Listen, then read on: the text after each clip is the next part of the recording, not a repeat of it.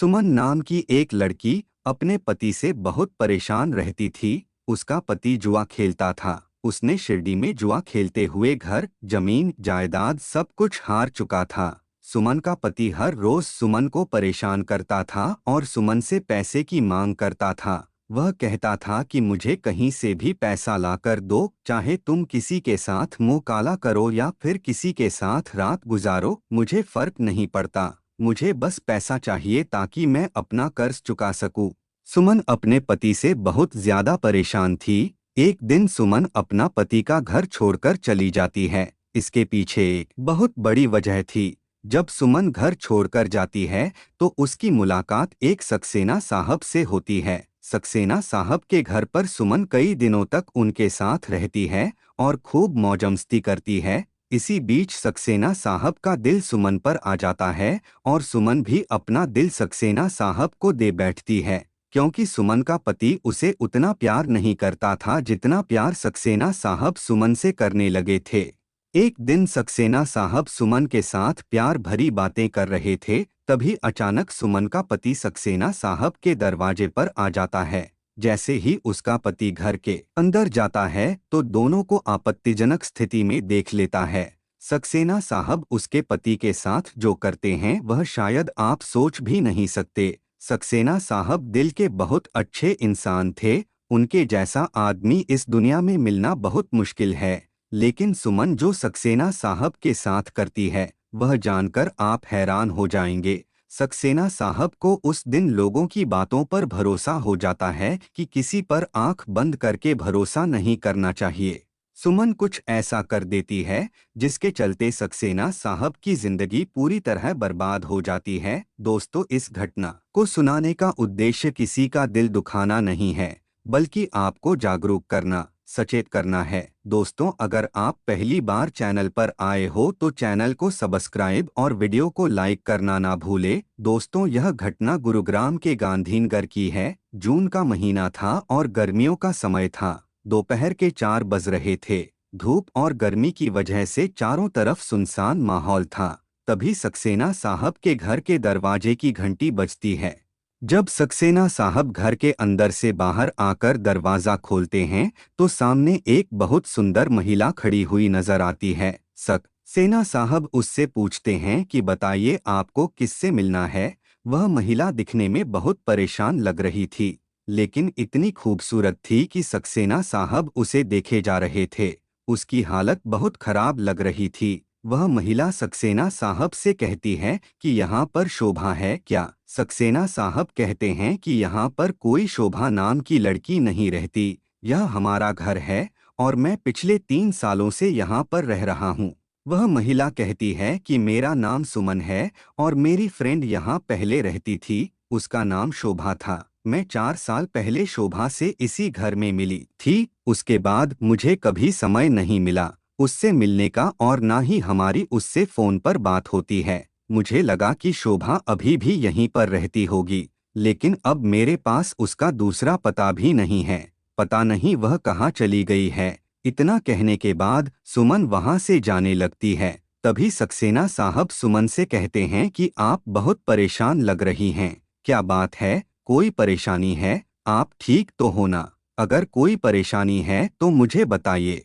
सुमन कहती है कि ऐसी कोई बात नहीं है, लेकिन क्या एक गिलास पानी आप मुझे पिला सकते हैं? मुझे बहुत प्यास लगी है। सक्सेना साहब कहते हैं कि हाँ, अंदर आइए, मैं आपको पानी पिलाता हूँ। सुमन कहती है कि नहीं, मैं अंदर नहीं आऊंगी, मैं यहीं ठीक हूँ। सक्सेना साहब घर के अंदर जाकर एक गिलास पानी लेकर आते हैं और सुमन को देते हैं। सुमन पानी पी लेती है और फिर कहती है कि अगर आपको कोई परेशानी ना हो तो मैं थोड़ी देर यहाँ बैठकर आराम कर सकती हूँ। जब धूप कम हो जाएगी तो मैं यहाँ से चली जाऊंगी। सक्सेना साहब के बालकनी में सोफा और चेयर टेबल लगा हुआ था। सुमन वहीं बैठने के लिए कह रही थी। सक्सेना साहब कहते हैं कि बाहर गर्मी में यो बैठेंगी, घर के अंदर आइए, एसी चल रहा है, आपको गर्मी महसूस नहीं होगी, थोड़ा सा बैठकर आराम कर लीजिएगा, उसके बाद चली जाइएगा। लेकिन सुमन कहती है कि नहीं, मैं यहीं ठीक हूँ। सक्सेना साहब कहते हैं कि ठीक है, अगर आपको यहीं अच्छा लग रहा है तो बैठकर आराम कर लीजिए। इतना कहकर सक्सेना साहब अपना दरवाज़ा बंद करते हैं और घर के अंदर चले जाते हैं।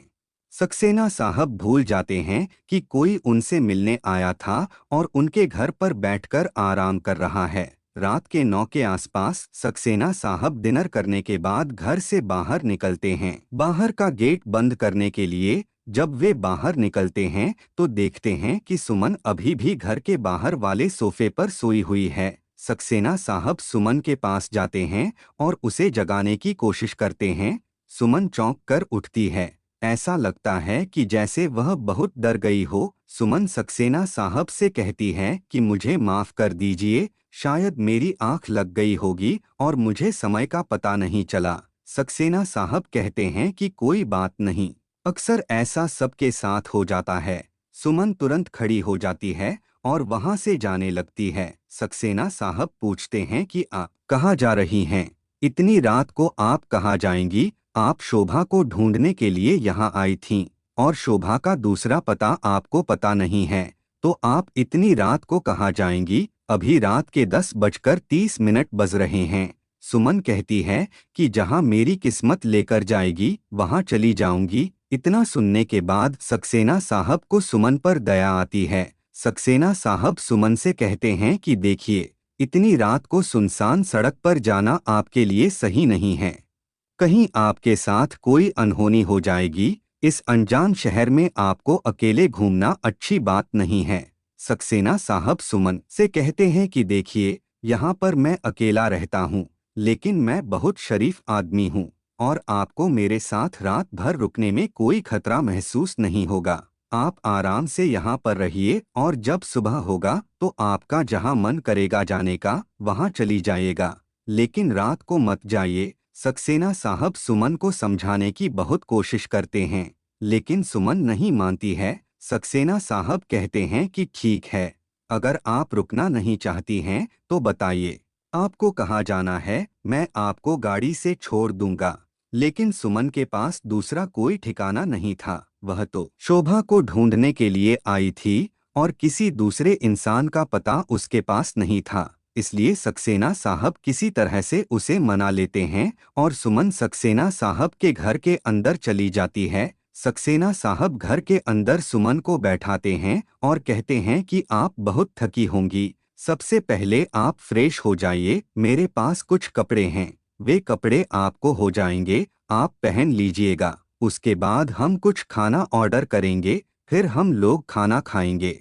सुमन फ्रेश होने के लिए चली जाती है और जब नहाकर आती है तब सक्सेना साहब उसे अपनी पत्नी की एक पीली साड़ी पहनने के लिए देते हैं। इसी बीच सक्सेना साहब ऑनलाइन फूड ऑर्डर कर देते हैं। जब फूड ऑर्डर करने के बाद सक्सेना साहब घर के अंदर आते हैं तो देखते हैं कि पीली साड़ी में सुमन शीशे के सामने खड़ी होकर अपने बालों को संवार रही है। सक्सेना साहब सुमन को देखते जा रहे थे और सुमन को देखकर सक्सेना साहब को अपनी पत्नी की याद आ जाती है। सुमन कहती है कि मेरा पति बहुत बुरा आदमी है, वह हर रोज मुझसे पैसे मांगता है और जब मैं कहती हूँ कि मेरे पास पैसे नहीं हैं तो वह कहता है कि पैसे का इंतजाम करो, और जब मैं कहती हूँ कि मेरे पास पैसे नहीं हैं तो वह कहता है कि पैसा लाकर दो, चाहे किसी से मांग कर लाओ, किसी से चोरी करके लाओ या फिर कहीं पर किसी के साथ मुंह काला करके लाओ। उसने मेरे परिवार को बर्बाद कर दिया है, वह मेरे ऊपर जानवरों जैसा बर्ताव करता है। दोस्तों, सुमन की बातों को सुनकर सक्सेना साहब बहुत ज्यादा दुखी हो जाते हैं। सुमन को दिलासा दिलाते हैं और उसको कैसे भी चुप करवाते हैं। सक्सेना साहब कहते हैं कि देखिए, भगवान जो भी करते हैं वह अच्छे के लिए करते हैं। चलिए, अच्छा हुआ आपने अपने पति को छोड़ दिया, अब हो सकता है कि आगे की जिंदगी में आपके साथ कुछ ना कुछ अच्छा जरूर होगा। बस भगवान पर भरोसा रखिए। अब रात ज्यादा हो चुकी थी तो सक्सेना साहब कहते हैं कि आप सोफे पर अच्छे से नहीं सो पाएंगे, आप बहुत ज्यादा थकी हुई हैं, इसलिए आप रूम के अंदर जाकर सो जाइए। दोस्तों, जब सक्सेना साहब देखते हैं कि सुमन सोफे पर सो गई है तो सक्सेना साहब सुमन को तकिया और कंबल लाकर देते हैं और फिर वह अपने कमरे में जाकर सो जाते हैं। लेकिन सुबह में नींद खुलती है तो उनके बेड के बगल पर एक टेबल रखा हुआ था और इस टेबल पर एक गरम गरम चाय रखी हुई दिखाई देती है। जब वह उस कप को उठाते हैं तो उसे चाय में से बहुत खूबसूरत खुशबू आ रही थी। सक्सेना साहब मुस्कुराते हुए उसे चाय को पी लेते हैं। दरअसल दोस्तों, सक्सेना साहब को उस दिन अपनी पत्नी की याद आ जाती है, क्योंकि सक्सेना साहब की जो पत्नी थी वह रोज सुबह सुबह उनके बेड पर चाय दे दिया करती थी। इसके बाद चाय पीने के बाद ड्राइंग रूम को देखकर वह एकदम से चौंक जाते हैं। ड्राइंग रूम सक्सेना साहब का एकदम से बिखरा पड़ा हुआ था, लेकिन उस दिन सुमन ने सभी चीजों को अच्छे से सजा कर रख दिया था और जितना भी उस रूम में कबाड़ था उस रूम का सारा कबाड़ साफ करके हटा दिया था। यह सब देखकर सक्सेना साहब समझ जाते हैं कि सब कुछ सुमन ने किया है और अपने मन ही मन बहुत ज्यादा खुश हो रहे थे। तभी दोस्तों सुमन सक्सेना साहब से कहती है कि अब मुझे बहुत ज्यादा देर हो रहा है, अब मुझे यहाँ से जाना चाहिए। तब सक्सेना साहब पूछते हैं कि एक बात बताओ, तुम कहाँ जाओगी? तब सुमन कहती है कि जहाँ भी मेरी किस्मत लेकर जाएगी मैं वहाँ चली जाऊंगी।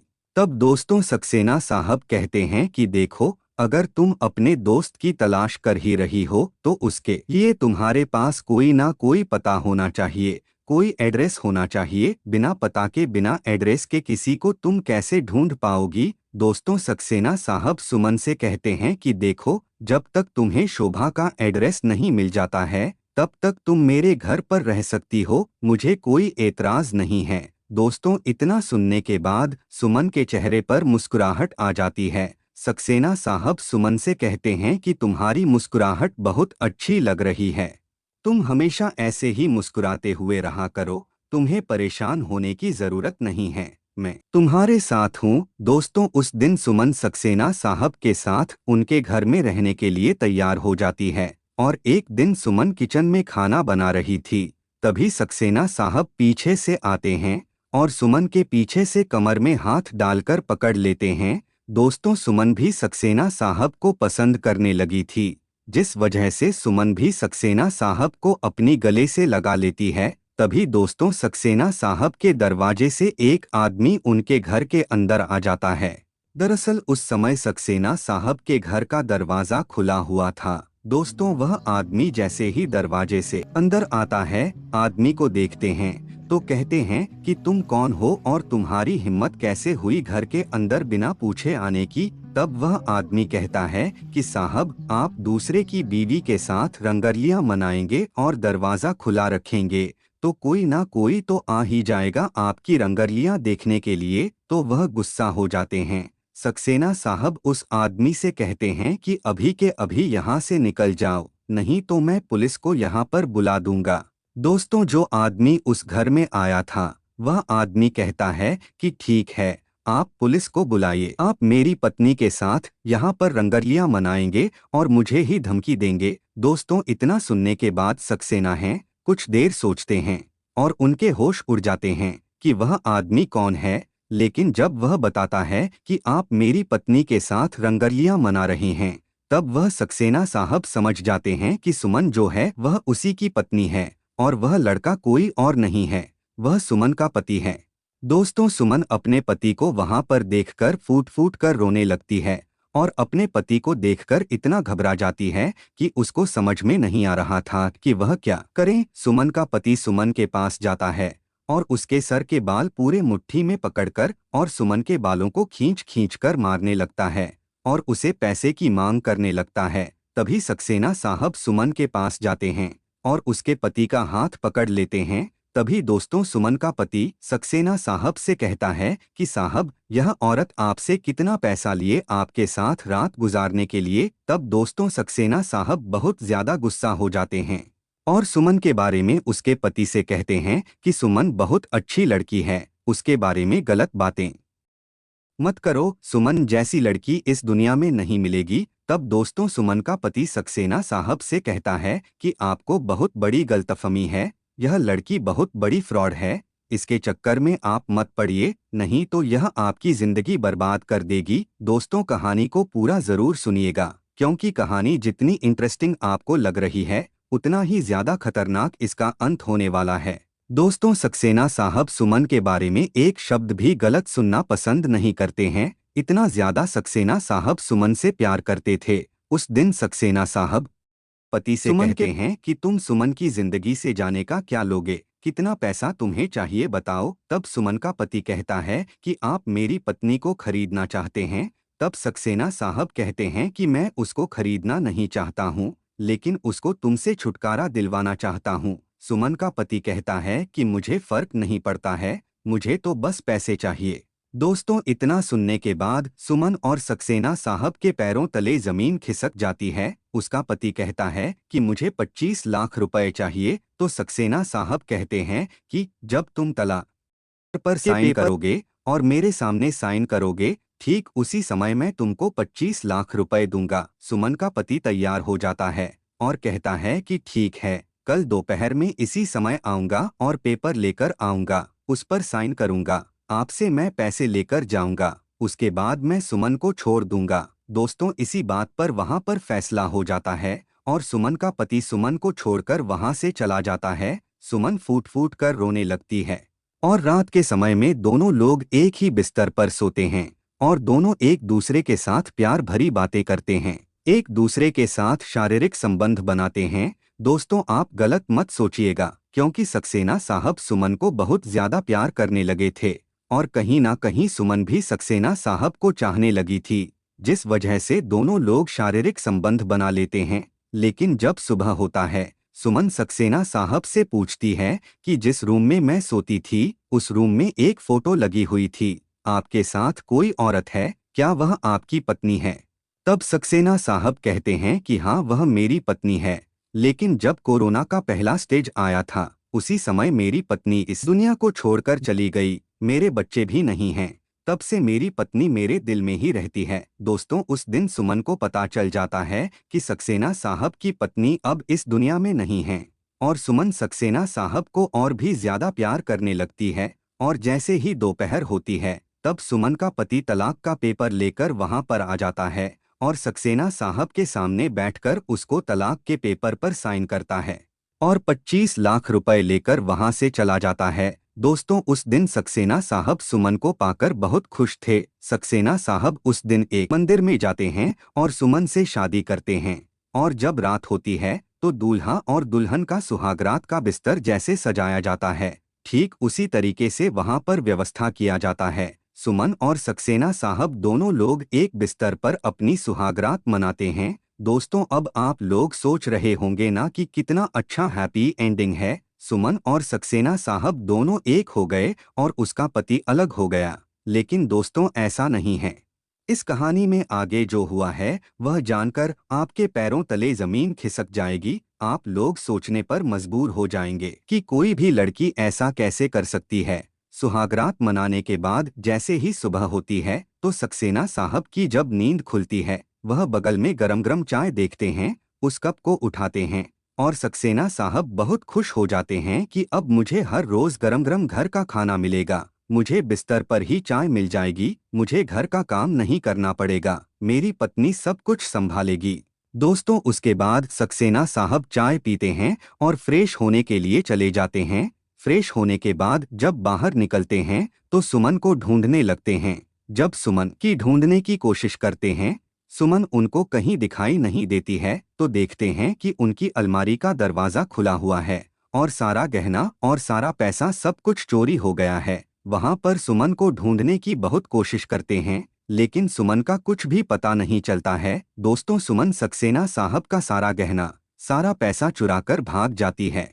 तब जाकर समझ में आता है कि सुमन का पति सही कह रहा था कि यह औरत बहुत ज्यादा फ्रॉड है और यह आपकी जिंदगी बर्बाद कर देगी। दोस्तों, सक्सेना साहब सुमन के पति की बातों को सोचकर बहुत परेशान रहते हैं। दोस्तों, सक्सेना साहब सुमन के ऊपर आंख बंद करके भरोसा कर रहे थे, लेकिन सुमन सारा पैसा चुराकर चली गई। दोस्तों, सक्सेना साहब उस दिन फूट फूट कर रोने लगे थे और उनको उस दिन एहसास हो जाता है कि किसी भी इंसान पर इतना आंख मूंद कर भरोसा नहीं करना चाहिए, चाहे वह कितना भी मासूम क्यों ना हो, चाहे उसकी जिंदगी में कितनी भी तकलीफ क्यों ना हो। दोस्तों, मैं आपको बता दूं, सुमन और उसका पति दोनों ही एक बहुत बड़े चोर थे और इसी तरीके से दोनों लोग दूसरों के साथ फ्रॉड करते थे और पैसा कमाते थे और अपनी जीविका चलाते थे। लेकिन दोस्तों, जो सक्सेना साहब थे वह दिल के बहुत अच्छे इंसान थे। सुमन के ऊपर जो बीत रही थी उसको देखकर सक्सेना साहब उसकी तकलीफ से बाहर निकलना चाहते थे,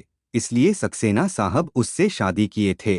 लेकिन सक्सेना साहब नहीं जानते थे कि सुमन बहरूपिया के रूप में उनके घर के अंदर आई है और उनको लूटकर वहां से भाग जाएगी। दोस्तों, आज की कहानी आपको कैसी लगी हमें कमेंट बॉक्स में ज़रूर बताइएगा। आज के इस वीडियो में इतना ही। अगर वीडियो पसंद आए तो वीडियो को लाइक और चैनल सब्सक्राइब ज़रूर कीजिएगा। आपका बहुत बहुत धन्यवाद।